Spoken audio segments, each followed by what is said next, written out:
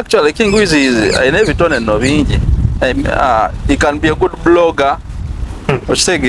He can be augana bulungi nnyo namulaba augana bulungi. He can be a good blogger like seriously. No, the was really tuning bwatu. Naye kati gwofubutukeeri, you have not represented yourself musically mu bantu okitegeera. Akulira taata. Empisa zo oyogera oyatika olinga emidebe gino egiweddemu butto. So, no, because siganye salute you bro naye katwagala current music biriko 4 years ago. Okomerera kutta. Sikutta. Like we are talking reality. One as a hours, you know, so I can sit for the next 3 years. So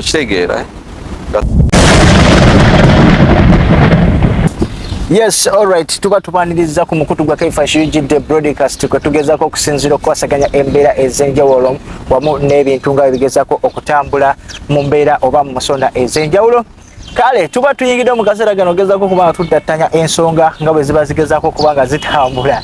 Ndino omukulu mu kizimba olunaku olwaliro ngenda kuba mubanjulira mu maaso awo naye nga olwaliro tuzze kubanga tugezako kubanga tuttanya ebintu ebyenjawulo oluvannyuma lw'ebimu ku bye yalaba mabegako awo nampisamu olukomo bukosi si mupya musajja azze tukola naye ku mukutu guno mu mbeera ez'enjawulo ng'agezako okusomesa about music because he believe himself that is the Jesus of music when it comes to music here in the UAE industry. So gwe naye olunaku olwaleero naye nga nyongera okubajjukiza tuli proud powered by Lily Beauty Parlor gwe neetaaga okubanga osiba enviiri weetaaga okubanga bakolako makeup weetaaga okubanga bakolako ku njala zo in conjunction with Jordan Classic Nails ate nga bagamba buli musono gw'enviiri gwonna oli mu kwanjula ogenda mu kukyala ogenda mu kola buli kika ky'enviiri kyonna ky'omanyi bawaddeyo okubanga bakikutuusako mu mbeera ezo. So beekwatera bakubakubire ku namba yaabwe eri awo wansi bajja kuba bakolako bulungi nnyo ddala. Lily Beauty Parlor betutambula nabo ate nga nyongera okujjukiza baguddewo branch empya wali mu Emirate ya Ajumani gwe wena wangalira mu Ajumani n'ebibuga ebiriraanyewaawo obadde luli mutambula engendo nyingi okuva Ajumani ne mujja mu Dubai okubanga babakolako naye kati mwe wena abawangira mu Ajumani they got you covered. Waliwo branch empya gye baguddewo awo mu Ajumani. Twirana akajan Slim T aka SMK Slim T nako kekwate bajja kuba bakugwe nawe n'omukyala oyina olubuto oyagala kusala ku weight SMK Slim T yasazeewo kubanga ebajja ko omugejjogo wamu n'obasala embuto ezo. So but tuba tutandise program ya Fenengo mutestesi bampita Kaifa Yujide straight out the exhibit Uganda to the world, the alien skin of Dubai, the Bobby Wine of UAE, the powerhouse, the King Congo, Superman. Yes, I'm a Superman bombardier when you are mine, the untouchables. Oh mubi olomanyi ngido ateka teriya gamba yonega tuliwa weru tisizide mugwanga ya UAE mu kibuga Dubai ogezako kubanga tubaweereza mwe wenda gye muwangalira eyo. So n'olwensonga eyo tuba tutandise. Dr. Wicky. Yo man. Asante okulaba my brother. Okusanga mzee. Banga libadde ddene okuba twasombeyo okulaba. Was it the beginning of 2024 ng'okola Dr. Wicky's list fa? Bw'abaseera bidde. Yeah. So ebibadde bijja bibadde bingi nnyo biyitiŋŋanye emaaso awo music zaatambula awo biki ne so far first ntukimanyi nga sinaba kwogera soka yajulira abatula basaso okulaba. Sure, abatula bamanya n'eddoboozi wampita Dr. Wicky the music second Jesus UAE. Yeah. Kati lwaki wayita music second Jesus UAE? Era kati when you look at music ngeri gyatambulamu ono mu Dubai yali yawaba okitegeera kati nezijanga savior, so that's why they call me the music second Jesus. Oh mwana ono. I believe nti abali eyo musobola okulaba ne mugezako kubanga mujajinga kubanga each and everyone who comes out to talk about music they believe that they are the best, which is okay because everyone is the best according to what he or she does. Era tosobola kuvayo nayo n'ogamba nti mama wa gundi yasinga nga already you know bagaba bali wa mamba awana iye. So lino Dr. Wicky olunaku olwaleero tugenda kuba twogera ku nsonga nyingi nnyo yampisizaamu olukomo emabega kaawo gye buyise n'angamba Kaifa olina omwana gwe waleese awo n'agezaako kubanga vuula bajjajja ba music mu industry eno njagala obeere nga ate onkomyawo ku mukutu ogwo mbeere nga ngezaako musomesa what music is. Kale bingi nnyo byayitingana bingi nnyo byayogerwa naye nga ffe nga omanyi nti ffe twawaayo omukutu guno ogezaako okuba nga tugatta ku bannaffe nogezaako okukola ki kye tuba tuteekeddwa okukola okulaba nga twongerako akakatono ke tuba tusobodde ku talenti z'abaganda baffe oba oli fashionist oba oli ki oba oli ki kyonna kye kiri omukutu guli open to each and everyone. So tutandise Dr. Wicky. Mbeera ki muganda wange? Zendi easy rasta. Ampisaamu olukomo nga toli musanyufu ku interview gye naakamala okukola emabegako I think like 1 week ago. Yeah. Mulimu issues ezimu ezo. Obuzibu twagala onnyonnyole ggwanga kuba kyekigulesa ogezaako okuba nga okiryalinga air. Obuzibu bwavaawa. Njagala ongambe kino nakino nkubulire wawe ekyava nange. Anti kati kiringa omusajja omufumbo. Olina mukazi wo ki oli naye ngeera amakaago kitegeera. Mpulira taata. Kati nze music mukazi wange. Kitegeera kati mulimu obuniga bwe bagezaako omukwana kati awo nange mba ntabuka mukaawe kitono okitegeera. Mpulira taata. Music mukyala wange. Kitegeera natandika okukwana music ina early 2018.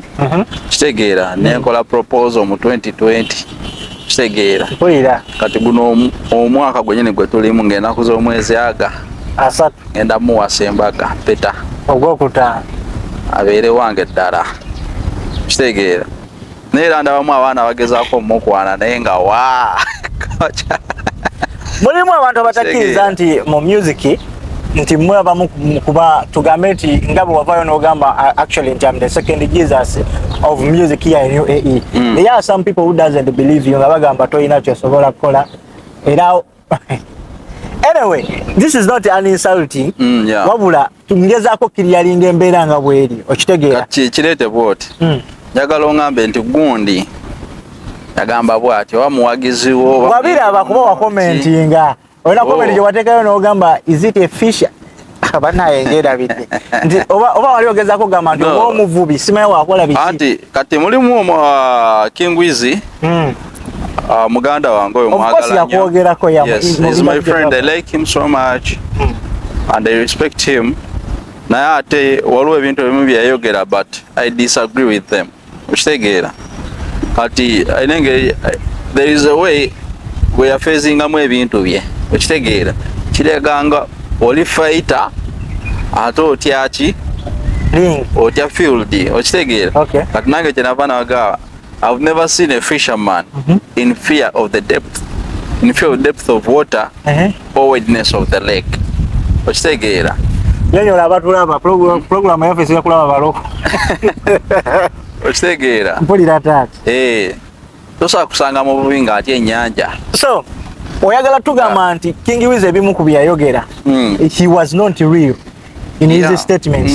Actually I want kwekwekerera oba tugezaako kyenga bw'atera okyogera King Wizzy nti nze ni musajja mwerufu wemba kugambako nya kugambako. He said in one of his statements that Dr. Wicky one oli tasobola kuvaayo nakupresentinga nga musician okusinziira mu kunyambala gy'oyambalamu you are not presented oba tewe presenting nga muyimbi okitegeera bw'ovaayo n'olimba abantu you have over 300 songs in 1 year n'agamba totally ekyo it's a lie era yangamba nti Keifa kitagala nawe obeere mu buyabuya nange yantwaliramu omuntu asobola kujja n'akulimba naye n'osigala ng'otudde mu show omuwuliriza ne mugamba munnaye abantu baba n'obudde bwabwe abantu baba n'emitwe ne mwana example yali ya Ziza Bafana ne mugamba I had one of good friend Ian Pro yali producer Bafana by then ne mugamba Ian yangamba Bafana buli weefulumanga mwe bwe lunajja ne bakula n'ateekayo bwe yatambulanga mu n'akoma bwati nga izo kujja n'ekintu kipya naga Ian teekayo tukolekana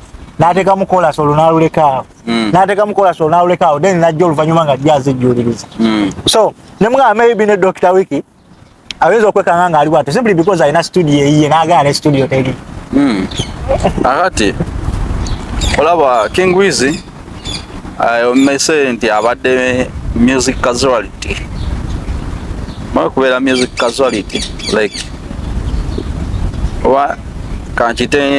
let me say for all years I've been like music dormant natali active in music industry no kitegeera so olulabye walina okwekwatira walina okuyitira kati kitegeera kati ekisooka Dr. Wicky tamulabidde ebbanga ddene kitegeera mukwano gwange naye ate era still tamanyi nnyo bw'aba ayagala kumanya Dr. Wicky ennyimba z'alina visit me yagambye yakamala omwaka gumu n'emyezi ngenda mu UAE. Naye azaaza okusemu abamaze mu n'emyaka n'emyaka kuba mwebakidde mu ndongo. Yalema obikola ng'akyali eri. Kati wano tajja kusobola n'olwo taata baawo kati already. Okitegeera. Wano saa zino olwo taata baawo. So there is a way how you have to represent yourself. Olina okujja nga actually King Wizzy ayina ebitone nno bingi. He can be a good blogger.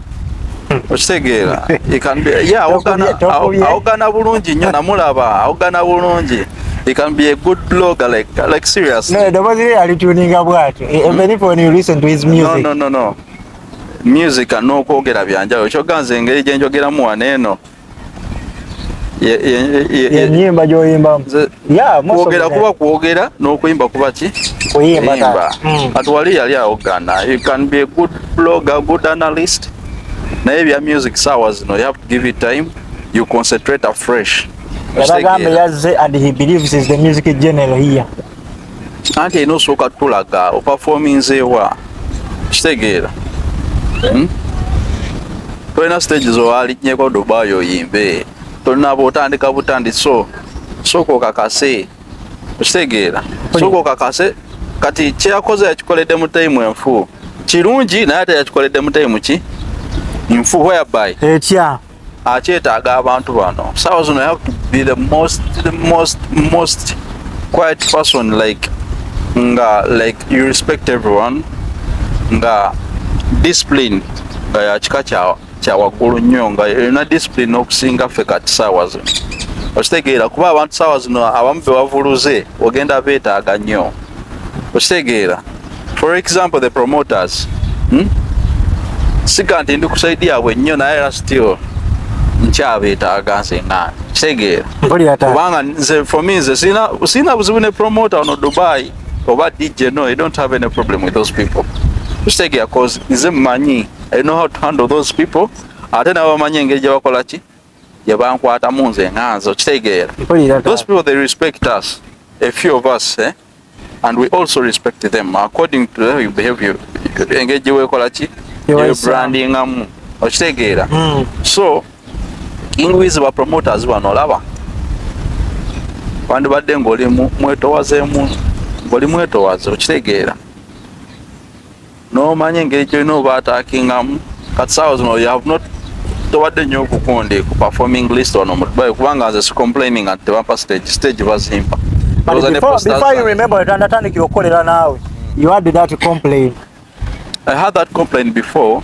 Naye kyenebaza ekintu kimu nti mukirwanye from the day nzokola natandika okurealizing abayimbi mu UAE, and at least there are some who appreciate me for the journey, the likes of Bonimani. Kuba ye anebaza ekintu kimu angamba nti mu UAE nange ngezezaako kubanga ndi omu ku bantu abagezezaako okukwatira ku ndongo yamwe kubanga egezaako okukola ki okutambula, which is okay and very fine. I'm not proud but ngezaako kubanga I feel okay when I hear someone who I appreciating. Kitegeera. So, yes. King Wizzy yagayeta beetaaga teyeetaaga media, yeetaaga fan base. Tolina ky'omugamba. Kituufu kati we yali ku broadcast ya Kaifashi yali ku ki teyali media. Lwaki teyakuŋŋaanya abafaani be n'abanyonnyola bye yalina obanyonnyola. Kati ebintu ebimu olina okukozesaako ku bwongo. Guno omukutu naguwaayo eri buli muntu. Anti yagaa teyeetaaga media, already yali ku media. Okitegeera. Some other things they need some common sense. Okitegeera n'okyo. Naye agamba there are some medias. There are some medias tolina kusosola. Ate kati olaba Kaifashi saawa zino tetugenda kwesigama ku media emu. Okitegeera. Tetusobola. Twetaaga all media houses. Yeah, buli muntu ofunye opportunity oba ino gikozesa ogendewo.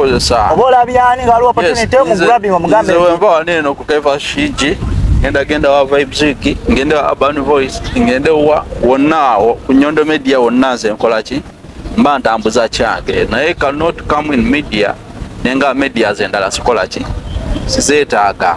Okitegeera. Still ojja kuba okola ki ojja zeetaaga. Okitegeera. Ojja kuba ng'oli mu bwetaavu bwa kukola ekintu kyo nga eno media teriiwo gy'oyagala ate eri gy'otayagala nga yekoze eki. They will limit you. Kitegeera ebintu ebimu tolina byogera opening naffe tulina mulimu abantu olowooza buli omu tumwagala oba buli bamu batwagala ebimu tubyerekerayo ffe nga ffe. Dr. Wicky okuddako ku gundi ya King Wizzy. King Wizzy agezaako okugamba nti mmwe mwebase nnyo ate ebintu byagezaako kubanga ayogerako bazze babikola abayimbi bangi mmwe ne musirika olw'okuba muli yes mwagala okuba nga babatambuliza mu nkwawa olw'okuba mwegula babaire nga babakola ki babawa emizindaalo nimwe mutuuka n'okusasula babawe stage. Muyinza okuba nga mulimu sijja kiwakanya naye kati nga nze Dr. Wicky am a big brand. The big brand. Yeah man. Big brand Rasta. I believe. Tegeera. Mutulaba waneno naye muganda wange. When we go out there, the brand is we are big brands. Dr. Wicky, most especially Dr. Wicky. It's a big brand. Nange mutya man. Tegeera. I believe you, bro. Yeah. So mulimu abayizo yandwadde mentioning anaga gundi ne gundi they are paying this one for this. Tegeera. But he's paying respect by the way to you guys. Yeah, we also paying respect to him. He said all the musicians here in UAE, I respect you guys. Muri bakabi, muri bamanyi. Naye he believes that nti mwina obunafu bwe buti ne bwe buti. Of which yagamba ebutamulwanyisa nubugera asobola gezaako kubati. Ndongera n'agamba abadde silent for a long time. Now it's his time. Yagamba tabadde nnyo muntu wa social media bikibi kubanga sijayimbira. Nti ye abirivira mu fan base era jakubanga akola ki kwazimbira okubanga atambulira. Yeah, kituufu kyakola kituufu naye era still kyensobola okugamba waneeno. It's like a war, oli ku front line. Kitegeera. Fight your war, sentalo zeeri. Sooka otuukeyo. Otuukayo obulungi komawo noonye ki abasigalidde. Wetwakola abamu. Okitegeera. Yes sir. First fight your war. Otuuke ku line wali. Okitegeera. Then kashogamba ku line y'abayimbi kulaliko mu Dubai. Sawa sino. King Wizzy omulaba. King Wizzy nze mubala nze ku list yange kwali okitegeera. Naye ate like oba nkiyite ntya. Erina kyabulamu. Okitegeera market wise. Alina okwemarketinga bulungi. But you believe he's a good artist? Very good artist. He's a good artist. He's not a good blog. He's a good artist, but he can do blogging more than this. When he can be a good blogger. That was a vibe, man. Vibe chi. Yeah, the vibe. Boy. Yeah, waliwo ebintu ebimu by'enokwewa. Kale King Wizzy kangamba nti Tony ye bagirodingira waggulu. You understand? Tony ye waggulu. Yeah, tiye muntu tagenda kubeerawo nga akwegamba. Wabeera omaika music yo bwatu. Akantu ako kalaba. Kano ka camera. Kayina engeri gye kawagamu wali eri kiri okitegeera. Bwe tubeera eri mu gundi byaffe abeera is a boy. Kitegeera naye kasita kutunuzaamu wano oba mulala oba lyali bbugu nje mukuleetereko one on one. Kati kankubuuza ekibuuzo kimu. Olaba omupiira? Yangulaba. Oli muwagizi waako? Manchester United, the Red Devils. Ani kooki waayo? Musajja. Bamuyita ani? Sisobola mwogera linnya. Kati omusajja oyo omulaba? Oli omulabyeko mu kisaawe ng'azanya ne ba players? Yali aguzanyeeko. Bw'abeera mu field aguzanya. Era nange singa mbadde for me I'm a coach, I'm not a player, so what teacher mbeera mu staff room ba student tolina kuntuuza ne ba student niga kitegeera wagitaata tolina kuntuuza ne ba student kitegeera ani student bonna ba student ama teacher. Anyway, tulina omuyimbi King ndono atatela onkubira emboozi obadde ontutte n'eri. Tulina omuyimbi Dr. Wicky, one of the most greatest artists we have here in UAE. Omusajja omu ogezaako okubanga akubira omuziki ogw'amaanyi. Bwe tulinayo olunaku lwaliro nga ekyamuleese olunaku lwaliro, this is not an unusual interview wabula yagezaako okubanga akiralifyinga ensonga ezimu oba oliawo ne statements ezimu ze yakwata mu interview emu ze yagamba nti those statements they were not well explained.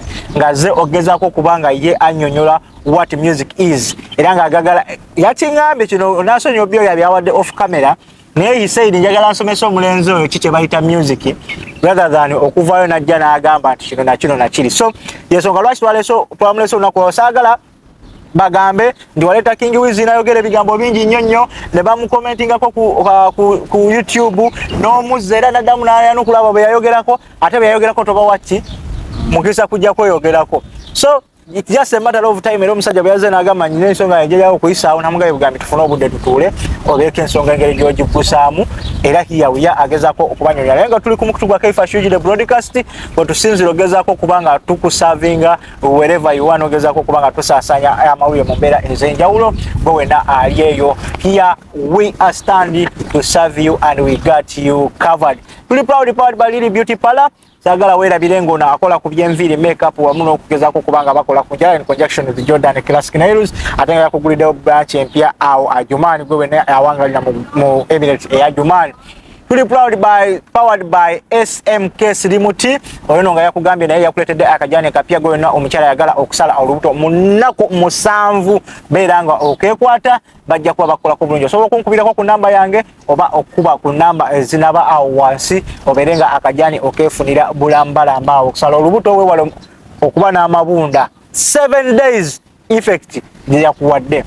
Dr. Wicky, omuziki gutambula gutya sofa? Muziki teguntambulirangako bubi nagambye oli mukyala wange musajja yabagambye mwebaka nnyo you oversleep. Yes, we oversleep because for me I'm sleeping in the future. Okitegeera kwanza music gwetaaga okukola namukola dda already. Naye musajja yagamba you don't represent yourself as a musician mbw'ojja oyambadde obukofiira olinga obuki. I'm sorry to say this, but I'm trying to pull out that statement. Kubanga Dr. Wicky has clarifying ansonga. Dala kituufu you are not always smart nga omuyimbi bwateekeddwa. Kuba musajja yagamba yasuka n'okusituka in front of the camera nga ate fashion. Look at me, pass a camera through me, obalage how a real artist is supposed to be. Naga besides music, you have to be presented. Yes. That's his words.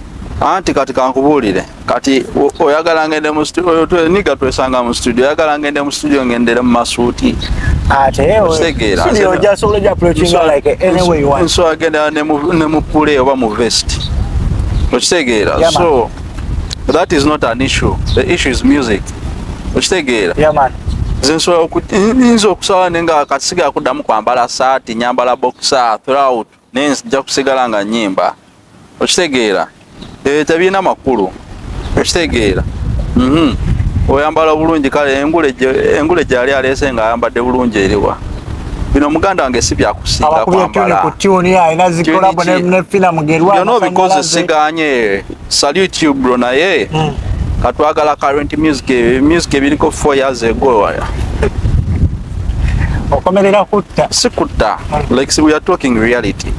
One as a hours so I can sit for the next 3 years okitegeera nga sigenza na mu studio but I can give you music at a daily basis waba kiwakana tutandika enkya. Actually he said when you come to music that way nagamba okay bwe manzikiriza nti yawandika enyimba bisatu Kaifa you take time unawuliza kwa hiyo music waliwo kubanga omuntu agamba yawandika music bwati bwati kansoke nkusala kale music wange tomumanyi tomuwuliranga namugamba omusajja ampuliriza wamuwulirako he has a melodic voice lyrics zange kati njagala ombulire senjagala ombulire njagala obeere realistic mbulira ono mu Dubai omwana ina lyrics ezisinga ezange lyrically bajja twegambira bani abayimbi abali mu Dubai okitegeera.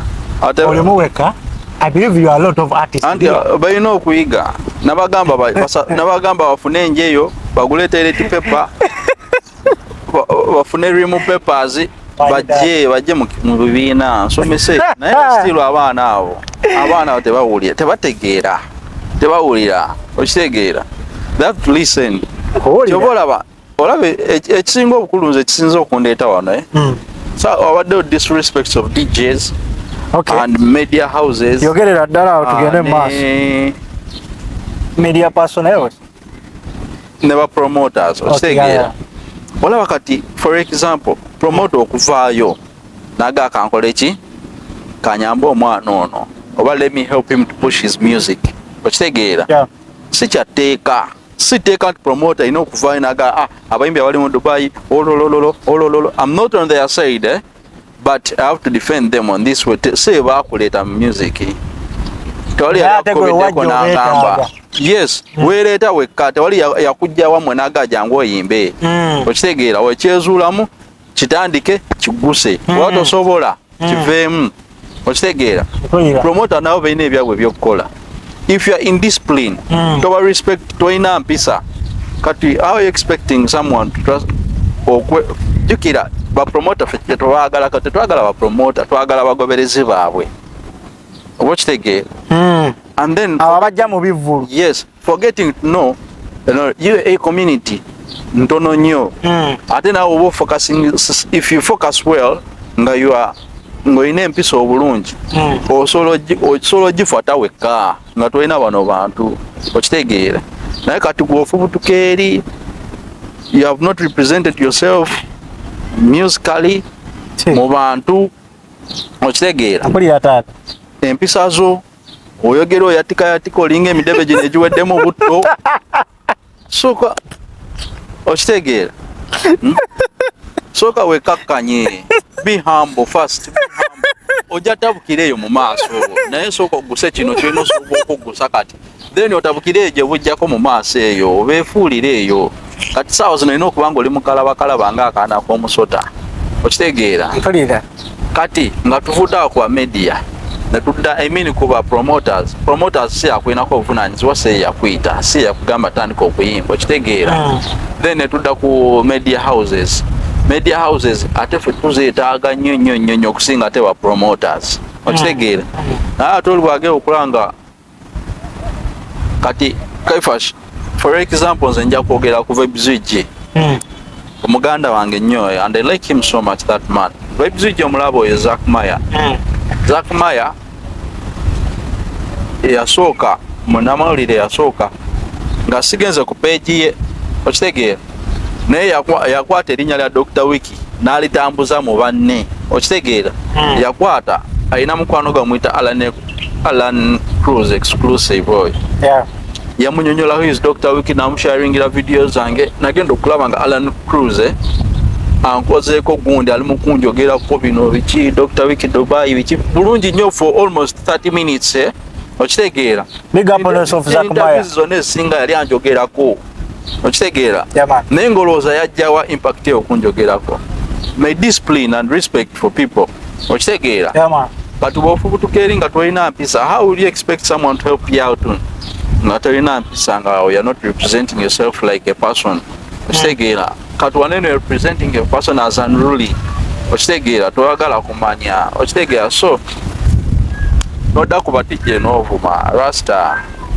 kyotamanyi DJ media house wano mu Dubai ne ba promoter bali eri balinga abazaalibwa maama ogwa omu bebakola endongo mu UAE bebakola yes bebagiriko okitegeera ojja muvuma ogenda vuma let me for example ogenda vuma Ram omuvumye okitegeera kiwedde naye ate ogenda woli kundi nteekaayo Ram mwennyini yajo gamba oyo fala mujeeyo okitegeera olaba obeeraawo okitegeera abaana saawa zino abaana balina oba nkite like switching wali ozanyeko volleyball mwine engeri mu switchingamu awo kati ne saawa zino wekitambula wano mu UAE if you have no respect for those people ne waba tobaagala you keep quiet lie low like an envelope okitegeera kuba toyina okitegeera bafaani bogenda bateeka wasawa kuba weetaaga bafaani baabali ate beebamu kano kakumi nti katini tuyimbira abantu beebamu okitegeera beebamu bakamiliyoni bajja waneena abantu bebayimbira naffe betukola ki ate bano bapromota bebabeeramu bwebati kati promota babanga ina abakyali be nga 10 oba 20 nagawo yefala ategese eki togendayo okitegeera era Dr. Wicky tajja funa ki obuwagizi okitegeera naye if you ombeera awamu with no disrespect biki ebyo ete bigenda beerawo you are preaching respect in the name of disrespect again nti obwo lack of common sense naye it's there okitegeera then nze amagezi gensobola okuwa King Wizzy discipline in music discipline akola buli wamu okitegeera oba wa discipline olini wakunyiza bichi unless it is beyond your sea level okitegeera. Otherwise wanga tosobola bikola rasta magezi amage nsobola okuwa genda wa barista Timo akugiriza okuba obumuli mu chai osule CV ndongo ogiveeko. But that is a professional here. Yachi akuba obumuli nze simanyi wabanga akuba obumuli. No, he's a coffee maker. He's a coffee maker. Okay, but this simanyi. Yeah, professional besides so, music. If it maimu kama simulimu ekigamba kyebaita bachita specialization, where you can do best and you leave the rest to be done by others. Yeah, man. What the concentration of different individual to different tasks. Yeah, that's how it's in Ndongo. Wanga toso ajisamu respect, ajisamu mpisa, boy. Kuwa akamuli muchai ife tukuwe Ndongo. Ochitegeera. Ochino kubeera wechiti. Yeah. Ochitegeera. Bagamba akudira nenga is a good artist asobola okuyimba naye omuziki gwetaagamu empisa. Bw'oba mpisa rasta, leave me or not. Yeah, man. Ndongo terina wogenda gyetwala. Abantu bangi betulabye boy nga bajjanga nga bamaanyi nga n'ensi batya. Okitegeera. Naye bwatuuke mu maaso nga tebalina mpisa ne bigaana si kanti bapromota baba kotogera oba kiki, but it was their manners. Kolira taata. Okitegeera. Yeah, so ekikulu nnyo in quotes discipline. Ebirala nabo byesonyiwa but beera na discipline eyo mu Ndongo. Okitegeera. Yeah, man. That's why kati ffe tulina abantu bangi have got a lot of connections naye nga lwampisa. Okitegeera. Naye gye bujjako awo mu maaso ja kuba olaba nze kyenkugambye. Okitegeera. But Dr. Wicky, according to what you've said, I've given you time nenkuwuliriza, and I believe even people out there bagezezaako kubanga bawuliriza your side of the view. Oli waba teyalaba interview eyo Dr. Wicky mwajja information gyagezaako kubanga annyonnyola osobola ogenda noddamu n'ogiraba gyeri ku channel. Naye nga do you think each and every artist batreatingidwa well in the same manner as far as music is concerned here in UAE, in terms of DJing, in terms of promoters, in terms of media? Kugambya wali. Oyinza okubanga you got a favor simply because these people are your friends. Me, and another musician yes, could not get the same favor as you got. Nga ye kiba kimuluma kimuhati. You understand? Because Dr. Wicky, you cannot speak for everyone. When you come out, you will speak for yourself and other few people who are passing through the same situation as you are. Maybe there are still other people. Himself here is saying, waliyo bachali balinaga okay sigenda kwogera manya for the sake of this and this. They are my friends abali out there nga no gendo ogezako kubanga pa performing atenga be baba ise no bateka kubana baba saba sent. Just chikiriza sibimanyi. Sibimanyi. Naye waliwo abali unprofessional kale mulimu abakyanoonya like wankiyite ntya abakyanoonya obalaba ayinza okikola okitegeera. Naye waliwo alina kwoyogedde nti oyo newegayira aba DJ biki ebyo kind of stories. Olaba endongo eno ng'okyatandika ng'okyagiyiriba beeranga wali okwanyeko omukazi. Of course oteekamu obudde bwonna. Osooka ekisooka ne bwakuyitanga ali luddawo nagamba jangu ondabeko. Okitegeera. Oweewola ne bwoba tolina nogakaniye ndabe. Oli natambulira ne mu nkuba nga amazzi gagenda weeka. Ng'olaga. Beka. Ekisembadde nkugamba kiikyo. Aha. Ebyo oyagala. Kyembadde nkugamba kiikino. Bw'oba olabye like nkireeteramu eno phase nga njagala oli ategeere bulungi. Obanga okwana omuwala. First of all, togenda mugwira makoko kyofuutukira emisinde nti owaayo. First for ekisooka sooka omufule mukwano gwo okitegeera. Osooka omufule mukwano gwo be open naye abeere open biki ebyo, then after oyanjula ensonga zo. The same applies to these DJs. Okitegeera. DJ togenda fuutukira omusange nga ali mu kuplayinga music we the same day ngawaayi a flash kange kaako sooka ompiseemu awo akaba kamanyiirwa. Okitegeera. Yeah, man. DJ sooka omufule kyaliwo. Oleme muyisaamu gaali. kati nze ne sawa zino tugenda sawa zino mu club yona, any club you can think of yabana Uganda ne nyingira DJ ajja kwata microphone aga Dr. Wicky in the building, mentions ezol tata date Dr. Wicky in the building, simultaneous mentions. Yes, olumu dile linya lyange ne walwandika ku screen Dr. Wicky, thank you for coming ku screen in the clubs. Okitegeera King Wizzy obiwulira bino siga nti lwakuba nti embunga ensasula say this discipline, the friendship we made, the bond gye nasooka okuzimba wali nga nkyatandika, nasooka kufuula mukwano gwange, okitegeera ne mufuula kyali wange, ate ne tufuuka baluganda, ate ne muyingizaamu ekya music n'enkimusaamu, okitegeera. Kati nze ennyimba zange engeri gye bazikubamu waneeno nga bwe bakukeera ku makya ne bakubeza Davido. Okitegeera sigamba nti manyi nnyo oba kinedda, kuba the bond I built up with those people. Okitegeera nze nina collaborations ne ba DJs, nina DJ waswe ez, nina ya Baxter emu, ngenda kola sawa zino, ngenda kola ne ya Kunta. Okitegeera not because nti ne mukwano gwe tukola ki gwe tuzimba, nina kyenjagala and I'm focusing on it. Olowooza abayimbi bonna mu UAE batreatingibwa nga as a musician are supposed to be treated? Anti empisa zo zezikuyimirira kabaka mwako musajja yabiyimba, okitegeera mpisa zo, how are you representing yourself? Ojja kujja neno bakutunuzeemu kamera oyasama ogane naye nga tomanyi eri wabweru they are making reports or is unruly ono ali bwati ne bwati ne bwati.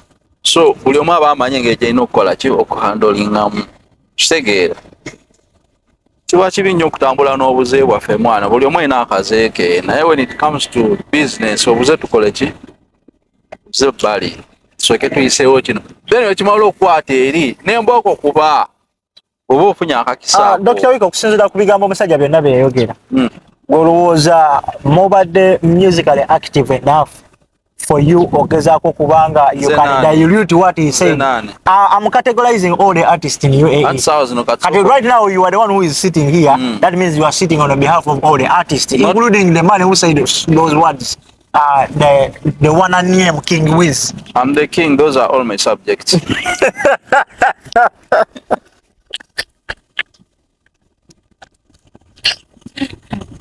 Those are all my subjects. They are under me. Have you been musically active?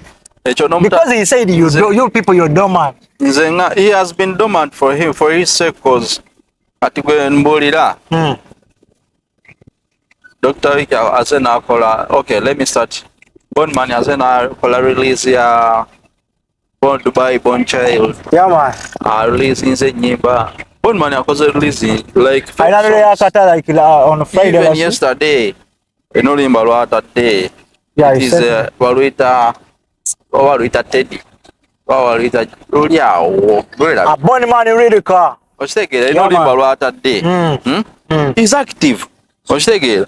Nakati Oyagaye, we have been dormant for all those years. What do you have on the table? Okitegeera. Okitegeera. New release. Yes. Kati that is very active than him. Kati gwembolira King Wizzy after those 4 years back. Mbolira kalo limba lwena nti one year back released over 2 months.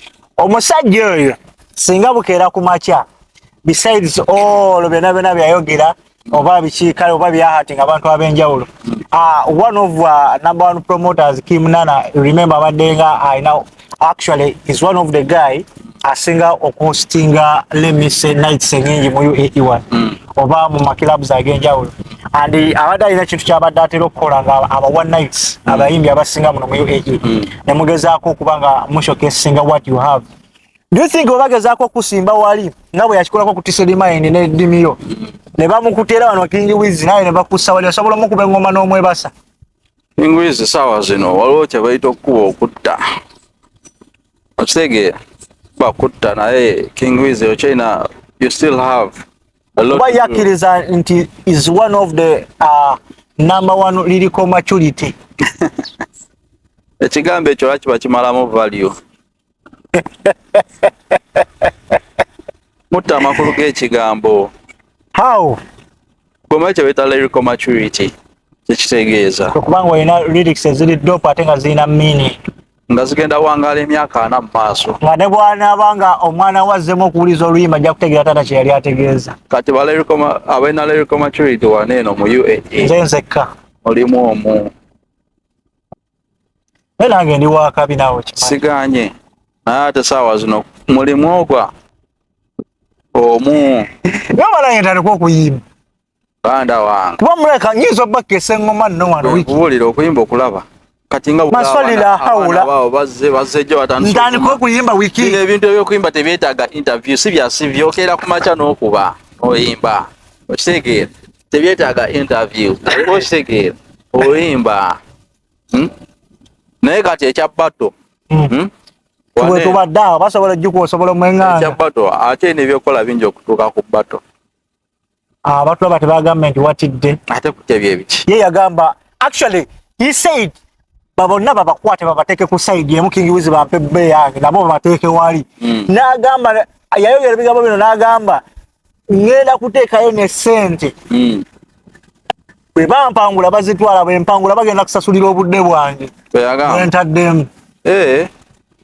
Kitegeeza when you say that buli muntu ali wano olaba atuuka bagroupinga into one bracket. Yagamba babateekewo.